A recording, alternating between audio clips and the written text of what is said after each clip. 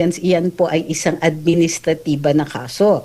Pwede naman kasuhan ang vice presidente ng ganun. Ang problema lang kasi, ang paggagawa ng schoolhouses, kung hindi po ako nagkakamali, ay matagal nang sinabi ni VP Inday, hindi po ginagawa ng Department of Education, ginagawa po yan ng DPWH. So kung sila ang kinakasuhan, madidismiss po yan dahil hindi po sila ang tamang akusado sa kaso na ito. Ngayon, sabihin natin na ang DepEd ay ang nagtalaga. Dinedelegate pa rin yan sa DPWH at hindi natuloy o hindi ma-count yung number of school buildings or classrooms na ipagawa. Yung fault, kung hindi nila maituturo sa DPWH, lalong hindi maituturo dun sa mga taong walang control dun sa pagkagawa. So, medyo malabo tong kaso na ito. Well, I think medyo malaki kasi yung wake-up call ng ating mga mambabatas, ano? Matapos na halos lunurin ang kanilang mga constituents sa mga AICs, tupad at iba pang mga forms of assistance na pinagsususpetsahan ng marami ay parang form of legalized vote buying. Kahit ang laki ng pera na naibuhos sa kanilang mga distrito at sila po ay kitang-kita in many instances na nagdi-distribute, pero hindi po ganong katindi ang naging resulta ng eleksyon. Mismong presidente na nagsasabi disappointed siya dun sa outcome ng eleksyon. Mayroon pang ang mga iba na hindi natin akalain ay makakapasok sa Magic 12. So, doon pa lang nakikita na natin na alam nila, may iba na meron talagang halong pagsisisi doon sa kanilang ginawa. Ngunit, meron din namang ibang mga kongresista na nagsasabing hindi na sila sasang-ayon sa impeachment, lalo na kay VP Inday. Ngayon kasi, magkakaroon yan ng legal issue at maaaring Korte Suprema ang magde-decide nito. Ang ating Vice Presidente, as any Vice President, ay impeachable officer. Normally, kapag impeachable officer ka, hindi ka muna pwede hainan ng kriminal na kaso or kahit anong kaso dahil ang implication niyan ay may immunity ka. Hindi ka matatanggal unless by impeachment. So kung ang issue o ang pinupuntirya dito sa paghain ng mga kriminal na kaso ay para matanggal siya sa kanyang pwesto o kaya hindi niya magampanan ang kanyang duties bilang Vice Presidente, primary dyan ay maging handa para kapag wala ng kapasidad o may incompetence ang Pangulo na madispensahan ang kanyang mga duties and obligations, magampanan ang kanyang duties and obligations, then siya po ang mag-take over. So, ang issue dyan is maaari bang hainan siya kaagad ng kriminal na reklamo kung hindi pa siya na-i-impeach. Normally yan, kapag nag-succeed ang impeachment, vulnerable na siya dahil tanggal na siya sa pwesto, vulnerable na siya doon sa pag-file ng kriminal na kaso. Hindi naman po matatawag, attorney, na may immunity siya, Hindi walang nakalagay dahil kailangan yan explicit sa saligang batas. So sa Pangulo, explicit yung kanyang immunity from suit dahil siya ang pinuno. Opo. At ayon nga sa mga nagrereklamo, attorney, yung panibagong kaso ay pagpapalawak lamang na naunang reklamo, hinggil nga daw doon sa confidential funds. So sa pananaw po ninyo, kailan nagiging expansion ng reklamo o kailan ito nagiging ganap na bagong kaso sa ilalim ng ating batas? Well, kung yung dating mga reklamo na inihain sa kanya ay hindi nagresulta ng isang kaso sa harap ng hukuman, maaari naman nilang i-file yan. Ang problema sa kanila ay medyo premature yan. Kung ito ay ukol sa confidential funds, may pending na issue pa sa Commission on Audit. Bukod tanging Commission on Audit ang magsasabi kung ang isang paggagastos ay naaayon sa batas o naaayon sa budgetary item kung saan itinalaga nito. So kung wala pang report o hindi pagganap ang report ng COA, anong pagbabasihan nila ng kanilang reklamo? So muli, mukhang ito po ay isang pasiklab dahil ito nga po ang dahilan kung bakit hindi siya nahahainan pa ng kaso para dyan sa confidential funds. Na ang issue ay nasa COA pa rin at wala pang desisyon ito. Kung walang desisyon ang COA, may presumption of regularity or presumption na ito ay still nararapat. So hanggang magkaroon ng desisyon ang COA, itong mga ganitong klaseng reklamo ay premature. Opo, at kasama nga rin na doon sa mga reklamo, attorney, yung alleged irregularity daw ng 8 billion pesos na laptop procurement ng Department of Education at mga audit disallowances. Sa ganito bang mga issue, sapat na po ba na itong mga ang findings ng COA para maging basihan ng kasong kriminal? Hindi rin kasi kailangan may finding mismo ang COA na may malice, attended with malice ito.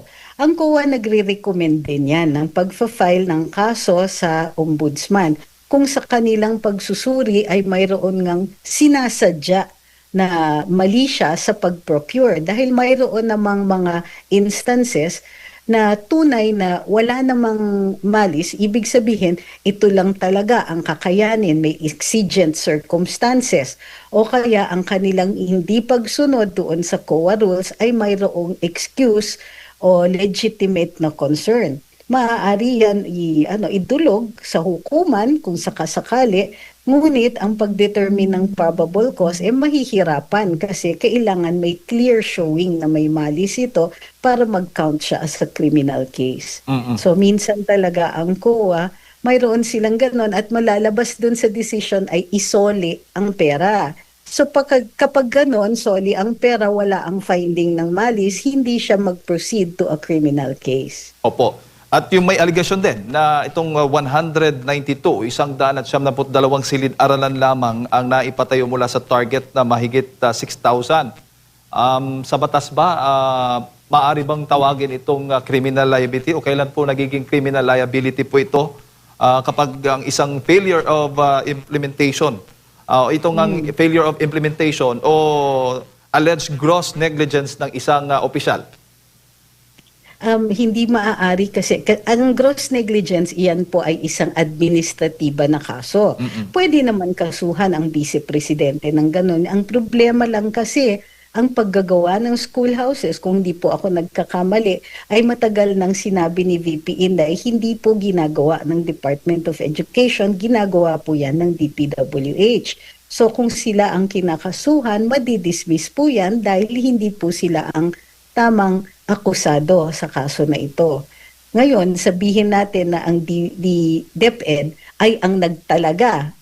Dinedelegate pa rin yan sa DPWH at hindi natuloy o hindi ma-count yung number of school buildings or classrooms na ipagawa. Yung fault, kung hindi nila maituturo sa DPWH, lalong hindi maituturo dun sa mga taong walang control dun sa pagkagawa.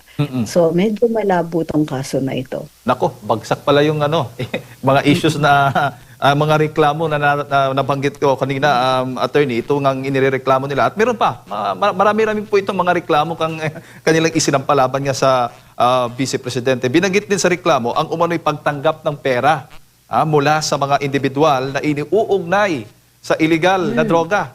Ayan, attorney, sa ganito bang sensitibong alegasyon, papaano ho ba yan? Ano bang antas ng ebidensya na kinakailangan upang ito ay seryosohin ng ombudsman? Ito ay criminal case, pero para sa ombudsman, ang kailangan niyan ay probable cause. Ang probable cause, ibig sabihin kung ikaw ay reasonable na tao na maiisip mo base sa ebidensya na mayroon ngang krimen na naganap at itong taong ito ang gumawa ng krimen na yun. Pero in this case, kailangan reasonable grounds, di ba? Hindi reasonable grounds, yung the standard of a reasonable man. Kung ikaw ay rationable, ordinaryong mamamayan, tapos pag tinignan mo yung ebidensya, sasabihin ninyo, ay oo nga, mukhang tumanggap siya. Pero pag ito ay umabot sa sandigan bayan, kailangan na ng proof beyond reasonable doubt para magkaroon ng guilty verdict. Ang tingin ko dito ay babagsak at babagsak nga ang hatol dito doon sa ebidensya. May napansin po ba kayong nakaakibat na ebidensya na nakalagay, may mga identified ba na witnesses at may mga affidavit ba ang mga ito? Kung wala, medyo baka ma-dismiss dyan pa lang sa sa ombudsman pa lang. Opo, attorney. At pagdating naman po doon sa issue ng betrayal of public trust, kasi ayon nga sa mga nagrereklamo, may betrayal of public trust, umano, si VP Sara, kabilang yung mga sinasabing pagbabanta niya laban kay Pangulong Marcos Jr. Sa ilalim ho ba ng ating konstitusyon, papaano ho ba sinusukat yung betrayal of public trust? Ang betrayal of public trust ay isang ground for impeachment. So medyo may problema yung reklamo kung doon sa ombudsman nila file ang betrayal of public trust. Tulad nga ng sinabi natin, sa Kongreso yan dapat inihahain. Ngayon, kung ito po ay kanilang gagawing basihan para sa impeachment, sui generis po kasi ang impeachment. So, ang magdedetermine ng kasapatan ng ebidensya niyan ay yung Senate Impeachment Court. So, until that happens, hindi natin alam. Ngunit, ang difference is last year, di ba? Nag-attempt sila na isulong ang impeachment gamit ang House vote. Hindi na po mauulit yan dahil sa Korte Suprema nung inihain ni VP Sara, naglabas ng desisyon ito at sinasabing kailangan alinsunod sa due process requirements. So kung mayroong kasong ifa-file sila sa Kongreso, kailangan susundan nila yung kanilang proseso. Nagsabi na nga si Congresswoman Luisto, handa ang Committee on Justice para dito. So ibig sabihin yan, hindi na po mararatrat ang isang ang impeachment complaint, hindi na ito House vote, pupunta yan sa plenaryo to determine kung sufficient yung impeachment complaint at i-forward nila sa Committee on Justice. Doon po magkakaroon ng parang trial kung saan i-determine kung sufficient in form and substance yung reklamo. Opo. So, opo, attorney. Bakit kaya para sa inyo, malakas ang loob ng grupong ito na isinampa o inihain itong kanilang mga reklamo laban kay Vice President Sara Duterte dyan sa Ombudsman?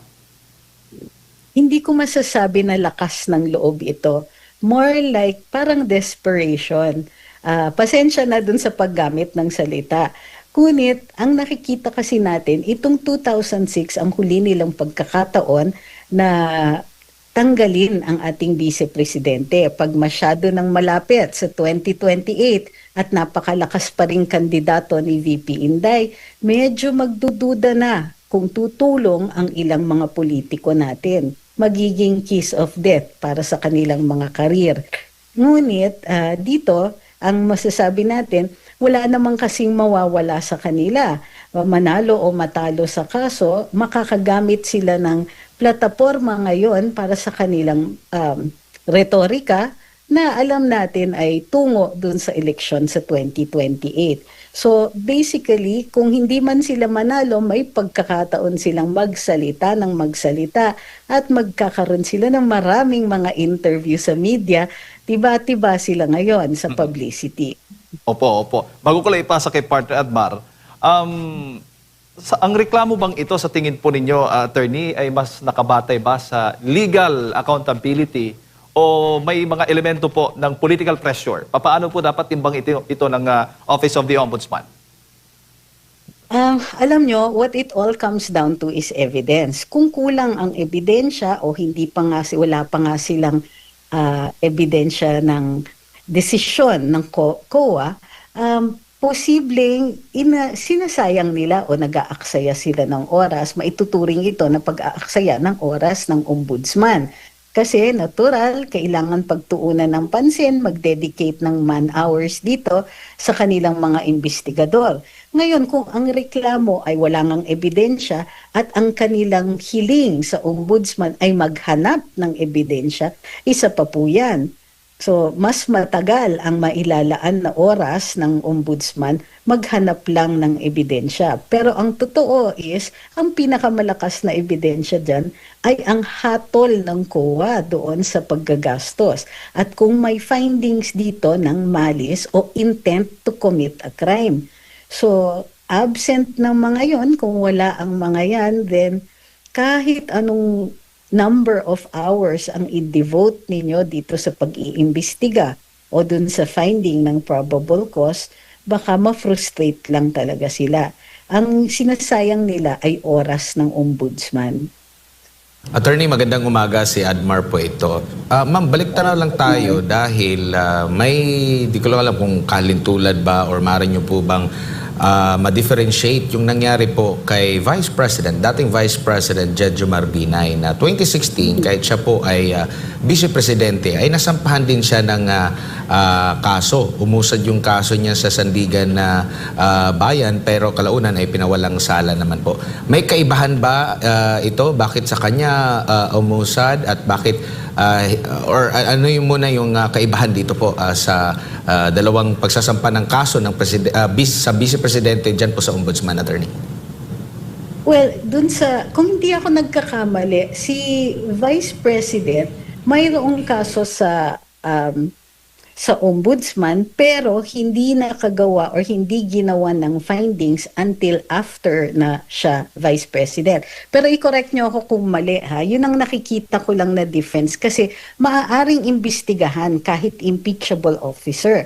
Hindi lang pwedeng umusad yung kaso. So kunwari, nagkokolekta ng ebidensya ang mga law enforcers against an impeachable official, hindi naman po illegal yan. Ang ma-frustrate lang sila pag isinumiti na sila para ilitigate yung kanilang nakuhang ebidensya, hindi po yan isusulong. So in this case, magkakaroon nga yan ng issue. In the case of Vice President Jojo Binay, hindi kasi umabot dun sa punto na ma-question nila yung pag-iimbestiga sa kanya na umabot sa Korte Suprema, hindi yata na idala sa Korte Suprema na kailangan unahin yung impeachment bago yung kanyang pagkakaso sa kriminal. So timing would also have everything to do with it. Or it's also possible na hindi lang talaga na-i-claim ni Vice Presidente yung issue na ito. It would have been ripe kung dinala yan sa Korte Suprema para i-decide once and for all ang Vice Presidente ba ay yung pinakakawawang opisyal kasi impeachable na nga pero walang immunity at makakasuhan ng makakasuhan. So that would have been an interesting development sa ating accountability for public officers na batas. Opo. Maaari din ba na magdepende? Kasi doon sa unang pahayag, kasi yun nga rin yung depensa ni VP Binay during that time na impeachable officer siya, hindi siya pwede dito sa ombudsman. Pero meron nabanggit ang ombudsman din dati na ang pinagbasehan kasi dito, yung kanya daw na-commit na pagkakasala ay noong hindi pa siya Vice President. So, maaari bang pagbatayan din yan? Kasi itong kay VP Sara, sinasabi, during sa kanyang tenure as Vice President, as Education Secretary, compared doon sa kay VP Binay na sinasabi na ito naman ay ginawa mo nung hindi ka pa Vice President. Attorney, magdedepende rin ba dyan yung pag-usad ng kaso dyan sa Ombudsman? Well, doon sa desisyon ng Korte Suprema sa kaso ni VP Inday sa impeachment niya last year, ang sabi hindi maaaring i-bring up in an impeachment case ang acts that were committed bago siya naging impeachable officer. So, kung yung mga acts ay nilalagay nila doon sa time na mayor siya, sa time na hindi pa siya vice-presidente, hindi yun katanggap-tanggap in an impeachment proceeding. Ngayon, pagdating naman sa ombudsman, currently kasi vice-presidente siya. So it might still be an issue kahit yung mga acts ay committed bago siya naging vice-presidente. So the same argument could still hold. Pero tulad nga ng sinabi ko, ultimately Korte Suprema ang magde-decide kung ito ay papasok dun sa sa pagiging magra-ripen into a case ito kung maaaring maging criminal na kaso itong mga final dahil nga impeachable officer si VP Inday.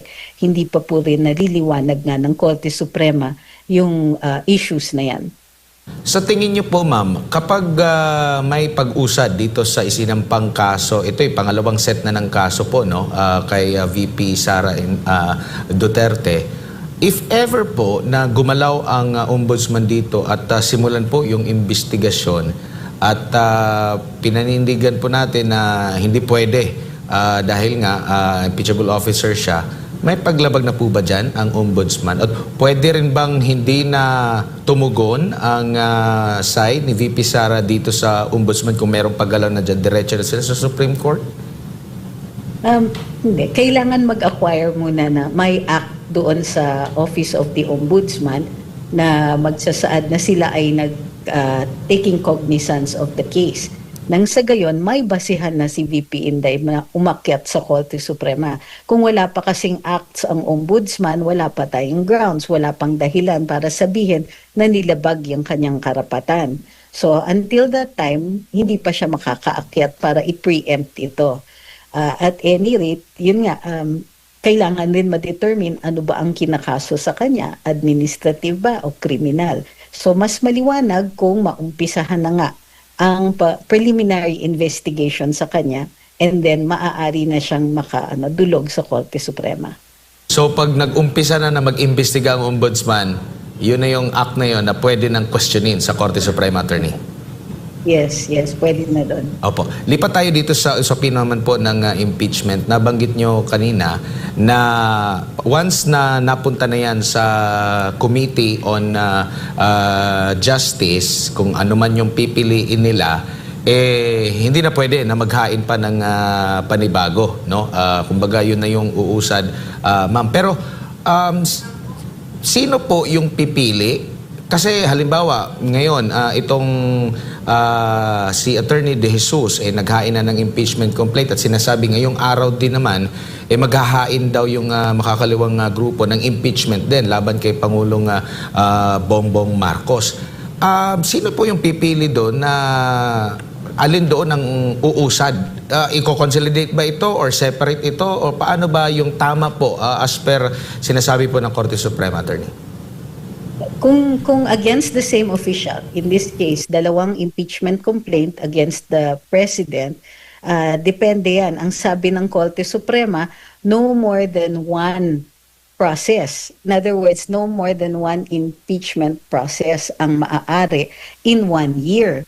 So, in this case, ang mangyayari dyan is, kung ika-count, ang kinakount na proseso ay kapag gumalaw yung reklamo from one office to the other.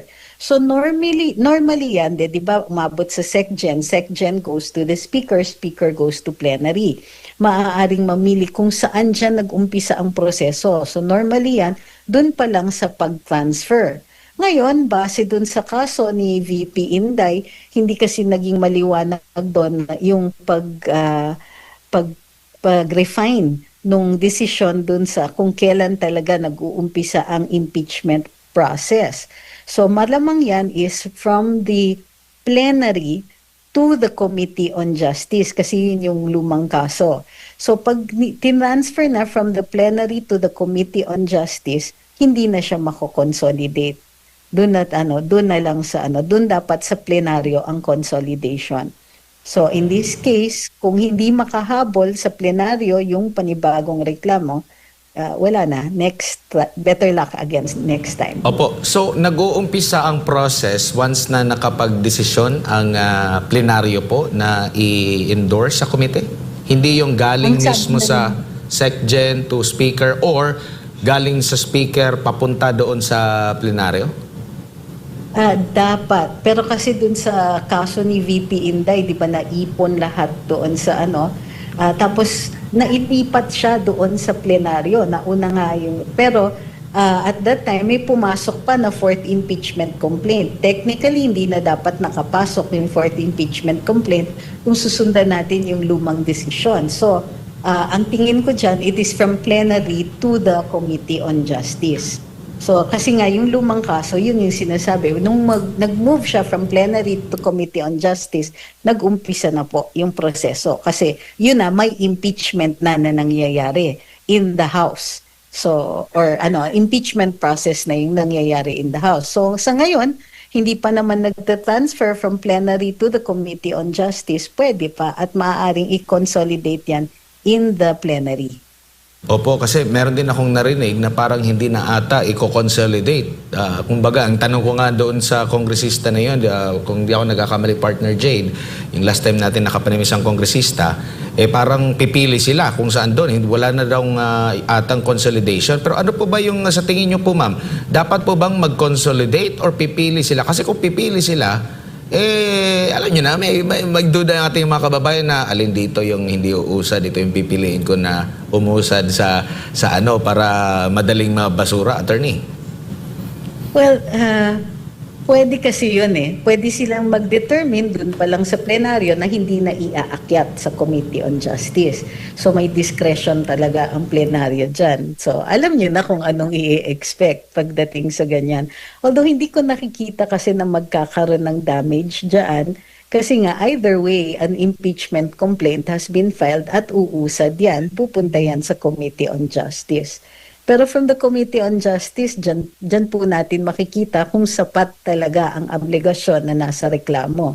So sa plenaryo, ang determination lang dyan is kung pwede pang tumuloy yan sa Committee on Justice, kung sufficient siya, kung seryoso siya enough for them to consider na, sige, umpisahan natin ang proseso nito. Opo, pero bilang bihasa rin sa komunikasyon na attorney, anong nakikita nyo po? Kasi hindi po ba napag-uusapan before pa yung paghahain muli ng impeachment dito kay Vice President Sara Duterte, pero biglang nagbago. Parang dito na ngayon nabubuksan sa presidente. Tapos sa side ng Vice Presidente, maraming mga nagsasabi na baka hindi umusad, abala na ang Kongreso ngayon, walang enough na possible. Bakit ganun po ang nangyari? Or baka ano ba ito? Meron bang pagmamaniobra, meron bang pinaplano na at the end itrap yung isa sa kanila, attorney? Ako, ang tingin ko, walang plano. At kahit yung mga kongresista, wala tayong nakikita na organized response maliban lang dun sa statement ng NUP na sinasabi nila wala silang papanigan at hindi sila mag-i-endorso whether yung reklamo ay sa Pangulo o sa Vice Presidente. So, yun lang po ang nakikita natin. Yung iba naman sila sabi, hindi na to exciting. So, parang may pahiwatig na kung anong mangyayari. Parang hindi na nga parang nawawala na sila ng gana doon sa sa impeachment ni Vice. Ang tingin ko diyan is nakatingin sila sa future. So hindi pwedeng masyadong how do you call this, umariba doon sa ating Vice Presidente, lalong-lalo na kalalabas pa lang ng mga surveys at nakikita na way ahead ang ating Vice Presidente. Ang Pangulo naman ay lame duck. So, hindi ibig sabihin nun na kailangan pa siyang i-impeach. Kumbaga, since it's late in his term, 2 years to go, would it be worth it pa ba na mag-file ng impeachment sa kanya? Yun ang malamang iniisip ng ating mga kongresista.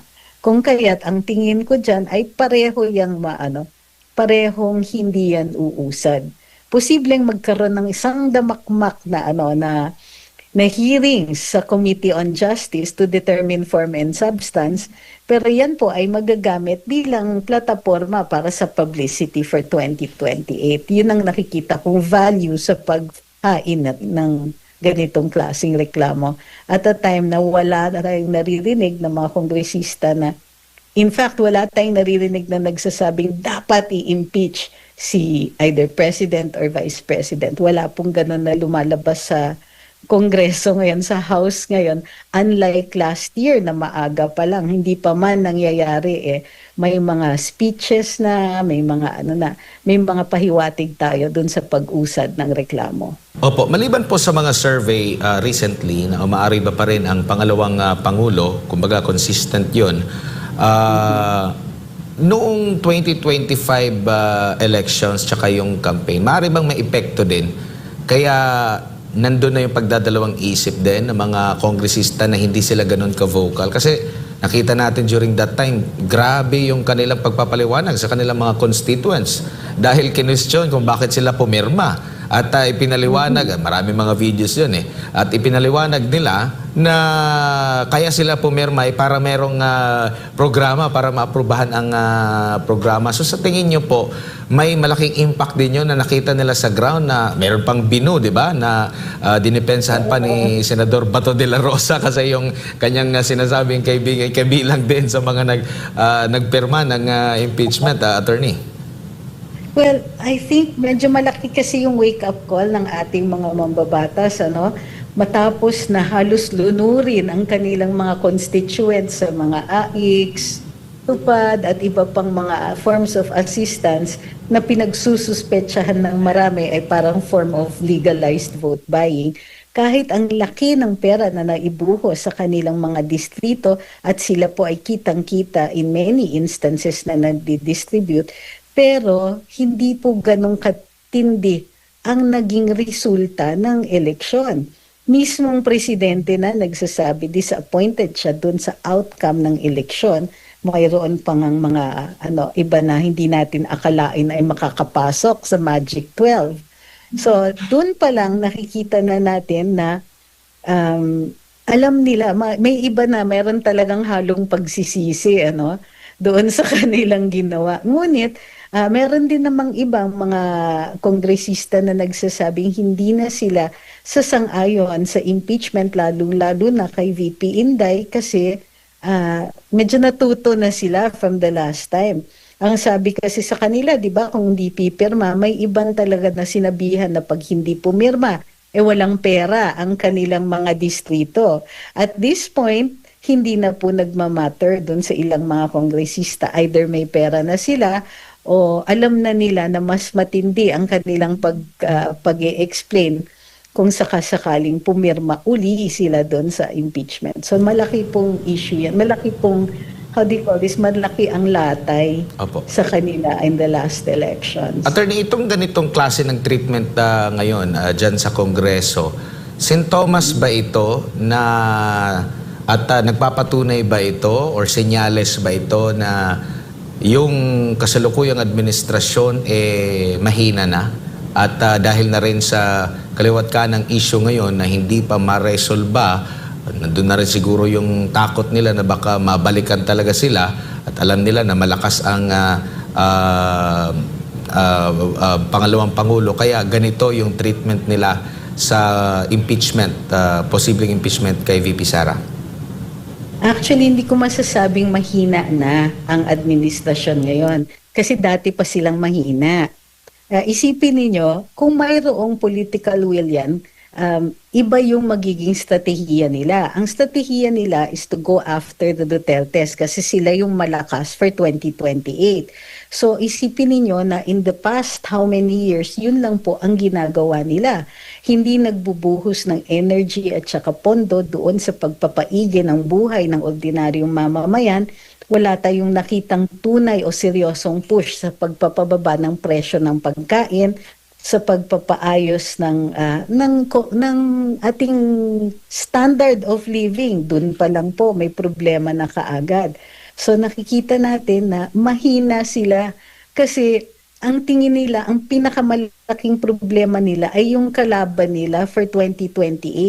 Hindi nila nakita na kapag inayos man lang nila itong current na standard of living natin, current na state of infrastructure, education, healthcare, agriculture, kung yan ang inayos nila, hindi na sila makikipagsapalaran sa 2028.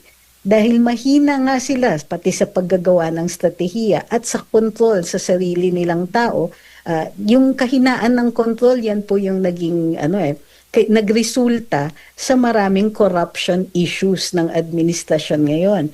So ang masasabi ko dito is mahina sila from the start, mahina mag-strategize, mahina ang tunay na lakas kasi kailangan nila ng pera para bumili ng, to make it appear na mayroon silang ibibigay doon sa mga constituents. And in the end, mahina lahat. Pati yung kakayahan nila ngayon lang nga ako nakakita ng ng Pangulo in a long time na hindi niya tunay na hawak ang Senado. So kailangan magkaroon ng mga issues tungkol sa mga karapatan natin, naghuhuli at nagfa-file kaliwat kanan ng sedition, inciting to sedition, kasi hindi nila mapatahimik ang kanilang mga kritiko. Ang dami naman kasi maikikriticize. So ang mga earmarks ng kahinaan nila, hindi sila nakaswak ng buong buo or major showing ng midterm elections despite all of the money, at mahina din ultimately ang kanilang strategiya to maintain power kasi hindi sila nagsasucceed, at yung pagbababa ng ratings, ng trust and approval ratings ng Pangulo ay sinyales na wala na talagang nagsiseryoso sa kanya, and this has been the case from the start. So hindi sila humina, mahina sila from the start. Opo, Attorney, huli na lamang po, balikan ko lang yung inihain na impeachment laban kay Pangulong Bongbong Marcos, kung saan agad-agad maraming question dito matapos nga po yung sa identity po nung naghain ng impeachment, kung saan sinasabing ito daw yung abogado laban sa disbarment ni Attorney Glenn Chong at naiuugnay sa First Lady. Sa kanya namang panig ay hindi totoo na siya abogado ng First Lady, at kumbaga galing sa kanya daw yun na effort para po maghain ng disbarment laban kay Attorney Glenn Chong. Nung nakuha naman ng pahayag ang palasyo ukol dito, lalo na yung tugon nila sa naging pahayag po ni Congressman Pulong Duterte, abay pumalag ng husto at sinabi pa ni Undersecretary Castro na hindi sanay daw yung administrasyon ngayon sa pagtatanim ng mga ebidensya gaya daw ng ginawa ng kanyang tatay. Sanay daw sila. Gumamit pa, hindi lang tatay, ginamitan pa niya ng salitang sila. So ibig sabihin, marami sila or mga Duterte ba na nagtatanim. Itong ganitong klase po ng pagtugon po, mas lalo po bang nakakasama din sa imahe lalo nila, Attorney? Well, oo. Hindi nga sila nagtatanim ng ebidensya, sama ng loob naman ang tinatanim nila. Tapos wala pang natatanim sa ating agrikultura. Gayon pa man, okay? Sa ganitong sitwasyon, dapat nagka-crisis management na po sila. Nung time pa lang na lumalabas yung mga surveys at the start na mas mababa ang Pangulo sa Vice Presidente, in spite of the intriga, in spite of the Quadcom, in spite of the trolls, in spite of yung mismong palace spokesperson ay may mga indirect attacks sa ating Vice Presidente, hindi po natinag yung kanyang ratings in relation dun sa ratings ng Pangulo. Dun pa lang po, crisis na. So hindi pa nila, kumbaga, hindi nila tinugunan nung time pa lang na yon at the earliest possible instance. So hindi rin nakakatulong, lalong-lalo na yung retorika. Kasi they have been doing this from the start. Ganito yung klaseng retorika na gusto ng Malacanang. O hindi naman pala from the start. Kasi si Undersecretary Claire Castro naman talaga ang ganito yung style, no? So hindi nila tinututulan. So alam natin na Malacanang endorses this kind of communications at ganitong klaseng rhetoric. So they have nobody to blame, di ba? Kung wala silang ginagawa about that. At yes, hindi ito nakakatulong. Kumbaga, yung strategiya nila na i-discredit ang pinakamalakas nilang kalaban at maisulong yung kanilang tuloy-tuloy na paghawak sa poder sa gobyerno, ay they're sticking to a strategy that this didn't work from the start. Pero tinutuloy pa rin nila. Hindi ko sigurado kung bakit ayaw nilang magbago, no? Hindi sila nag-a-adapt doon base doon sa data na nakukuha nila. Tinutuloy pa rin, kumbaga. And I think this also reflects the leadership. Kumbaga, yung insistence ba, yung personality ng leadership ay nare-reflect sa kanilang strategiya. So sila yung type na in denial pa hanggang ngayon na hindi nag-work yung kanilang strategies, kung kaya't in spite of the data, in spite of the feedback, tinutuloy pa rin nila. So nothing, in fact, in their arsenal right now has worked, pero yun pa rin ang ginagamit nila. So, Opo. sad but true. Attorney, huling issue na lamang, kung okay lang po, Attorney, dito lang po sa Okay lang, investigasyon okay lang. ng Senate Blue Ribbon Committee patungkol nga po dito sa flood control anomaly.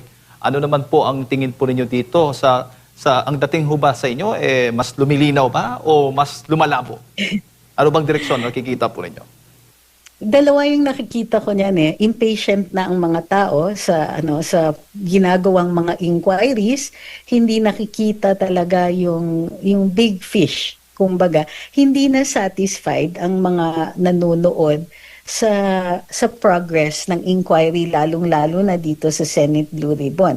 May dalawang major issues akong nakikita dito, yung sa Witness Protection Program na tinalakay ni Senator Marcoleta, na sinasabi niya na illegal yung ginagawa ng DOJ na nagpapasoli ng pera kasi nagmumukhang right under our noses, right under the investigation doon sa mga anomalya sa flood control, parang may yung impression ng mga nanonood ay mayroon pang ibang anomalya na nagiging bunga naman ng investigasyon. So I think dapat asikasuhin nila yung issue na yon. Of course, yung pangalawa ay yung minority report. Na unang maglabas ng report ang minority dito sa Senado with about 6 senators yata ang pumirma. At imbis na seryosohin ng liderato ng Blue Ribbon Committee o ng Senate President ang nilalaman ng naturang report, ay nagalit sila na bakit daw may minority report when such a document does not exist. Doon sa characterization ng documents na isinusumite dito sa Senado. Imbis na pag-usapan yung mga tinutukoy ng nasa minority report na sinasabi namang may basehan, nagalit sila na may minority report to begin with. So nakikita natin na kaya nawawala ng gana ang mga tao dito sa inquiry ay dahil nakikita nila na ang tinutukoy ay things na hindi talaga pinag-iinteresan na. Things like natutukoy lang ay hindi yung taong yung mga really powerful people na mas malaki yung possibility na kasangkot sila kahit man lang ba for gross negligence. So, and of course, meron pang issues like kapag mayroong bumubungad na issue, mas nakikita pa nila yung di umanong pag-iiwas sa mga issue na ito. Imbis na diretsong itukoy. Ang tagal ngang nawala ni Secretary Bonoan Tapos ngayon bihasang-bihasa na sa kanyang pagsasagot. So, yung mga ganitong mga detalye, they really turn people off. So, kung hindi sila titigil sa kanilang already failing strategy, well, hindi na po magiging credible kahit ano pa yung maging outcome niyan.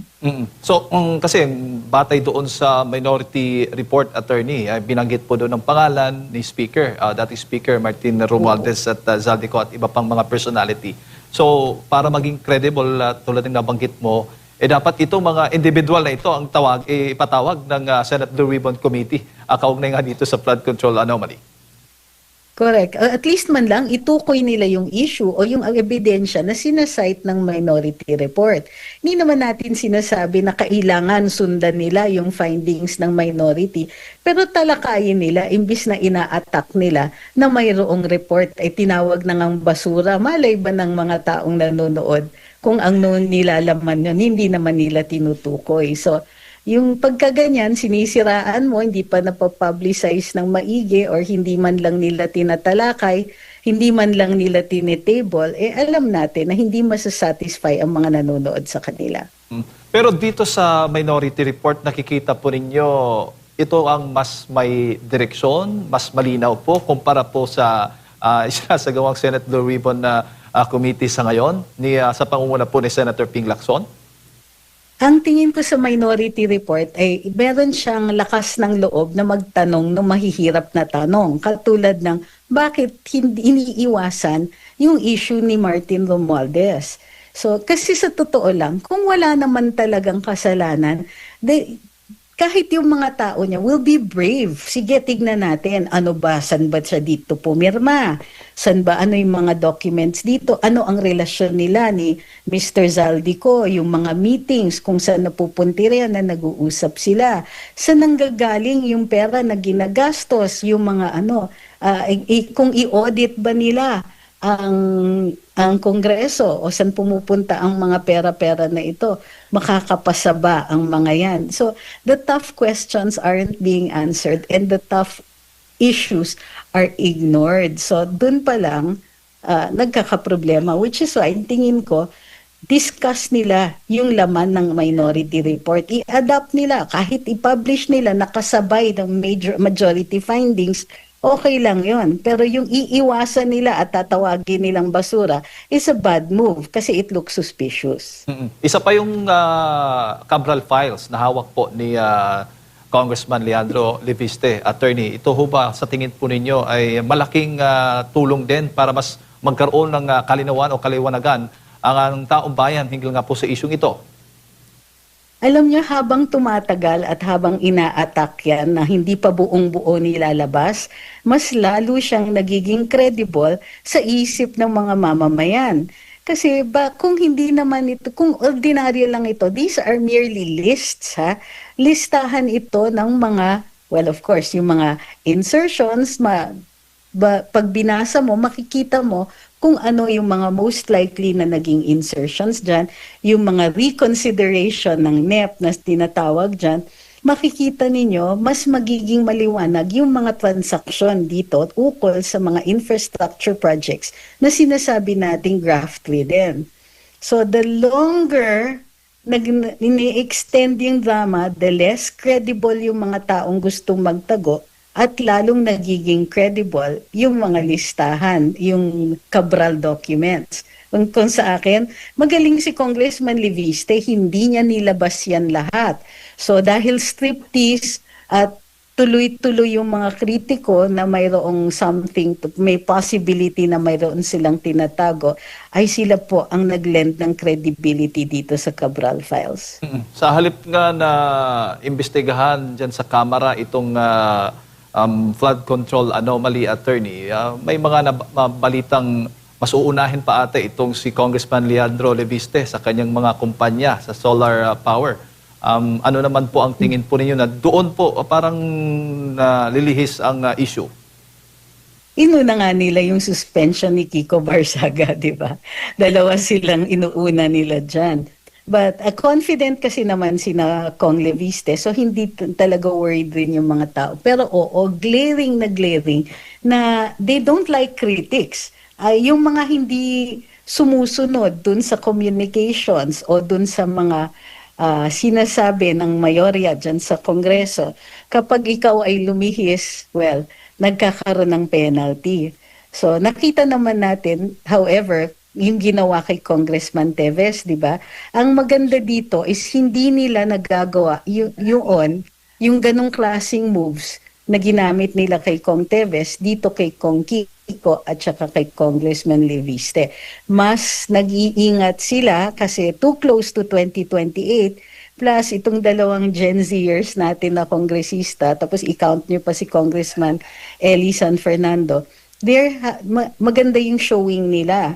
So it's not going to be easy to attack the popularity, the very popular congressman kasi ang dami ng explanation. So again, like I said, yung strategy nila, hindi sila lumilihis eh. Very aggressive, very negative, hindi na siya nag-work pero tinutuloy pa rin nila. Ginagawa nilang casualties yung mga dalawang kongresista pero it is the impressions are going against the majority congressmen. Opo. Pero sa nakikita po ninyo dito kay Congressman Leandro Leviste, attorney, batay po sa inyong pag-aaral, pagmamonitor, meron po ba kayong nakikitang conflict of interest sa kanya? Sa kumpanya at ngayon bilang isang kongresista kasi parang ang linya kasi, ang direksyon ng ginagawang pag-target sa kanya, mapatanggal siya dahil nga congressman siya, may kumpanya pa siyang may involvement o may kontrata sa mga gobyerno. Parang ganun po ang pinapalabas, attorney. Sa inyo po nga pananaw, tingin po dito. Ang tingin ko, he's too smart to have overlooked that. At matagal na niyang sinasabi, maaga pa lang nung sinasabi na, o bakit may prangkisa siya, o bakit siya nagbenta ng prangkisa nang walang pahintulot dun sa Kongreso. So sure na sure ako, at magaling din kasi si Kong Levista, hindi niya nilalabas kaagad eh. Even if, kung ako yan, very tempting yan na ilabas niya yung kanyang exonerating circumstance o kung yung final answer kung bakit hindi siya kailangan magpaalam o bakit hindi papasok na may conflict of interest dito. Hindi niya fully ini-explain ang nakikita ko dito. So iniintay nila. Naiintindihan niya yung importance ng timing.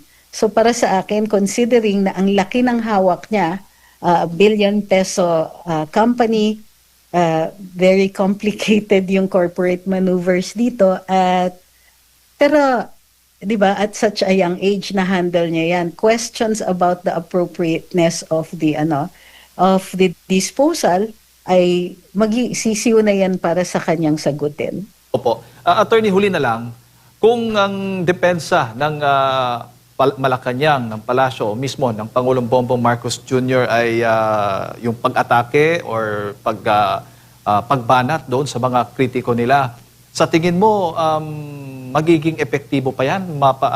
Yung tiwala ng taong bayan ay tataas pa? Kung ganun po yung strategy, kumbaga, ang ginagawa po nila kapag may mga kritiko pong pumupuna nga doon sa kanilang mga ginagawa, iba yung inaatake, kinakasuhan, at iba pa na nakikita natin ngayon. So ang nakikita ko is hindi siya nag-work. Halimbawa, recently si Jimmy Bondoc, sumagot siya dun sa inciting to sedition and sedition sa kanya. Si Kong Kiko, kasabay ko sa isang kaso ng Dasmariñas homeowners, hindi naman po siya natitigil. May matindi siyang mga libel cases, of course, kakasuhan siya ng NUP, pero hindi naman po siya natitinag. So, at bukod dyan, hindi po kumukonte o hindi po humihinahon yung admiration o yung suporta ng publiko para sa mga nakikita nating nagiging binivictimize, kumbaga, for simply speaking out. So, yung mga kritiko actually na i-empower, the more cases are being filed. So, kasi nga, medyo may social media, mahirap i-suppress yung nagiging reaction at yung mismong saloobin ng mga taong kinakasuhan. So, ang tingin ko dito, kuha ito from the Marcos Sr. playbook pero executed by a weaker Marcos. Alright, Attorney. Siguro huling mensahe na lang po ninyo para sa lahat ng ating mga kababayan nanonood po sa mga oras na ito. So, well, ang masasabi ko lang pa sa ating mga kababayan, bilog po ang mundo. Hindi po ang problema, hindi po forever. At kahit anong mangyari, may lutas at may lunas ang lahat na ng ating pagdadaanan. Konting pasensya na lang, makikita na ang bukang liwayway. Maraming salamat sa inyong pagmamahal sa ating bayan. Tuloy-tuloy lang tayo. Kapit lang hanggang dulo.